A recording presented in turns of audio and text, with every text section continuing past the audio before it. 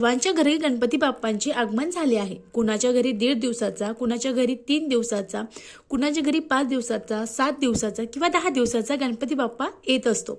तुमच्या चालीरीतीप्रमाणे जसं असेल तसं। मग गणपती बाप्पाला शिदोरी का देतात आणि काय द्यावी आपण ते बघू। बघा मंडळी, गणपती बाप्पाला शिदोरी देण्यामागचं काही कारण आहे। तर आपण ज्या दिवशी आपल्या घराचा गणपती विसर्जन आहे ते करतो, मग विसर्जन करताना आपण त्यांच्यासोबत शिदोरी देतो। तर शिदोरी का द्यावी, तर आपल्या गणपती बाप्पांना जाताना भूक लागू नये यासाठी आपण शिदोरी देत असतो।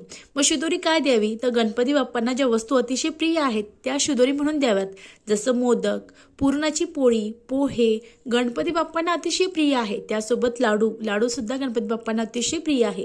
ज्या वस्तू गणपती बाप्पांना अतिशय प्रिय आहेत त्या शिदोरी म्हणून दिले जातात। आणि अशी सुद्धा मान्यता आहे की जेव्हा गणपती बाप्पा कैलासावर जातात तर आपण दिलेला जी शिदोरी आहे ती सुद्धा सर्व देवांना जाते आणि आपला तो नैवेद्य म्हणून घडतो।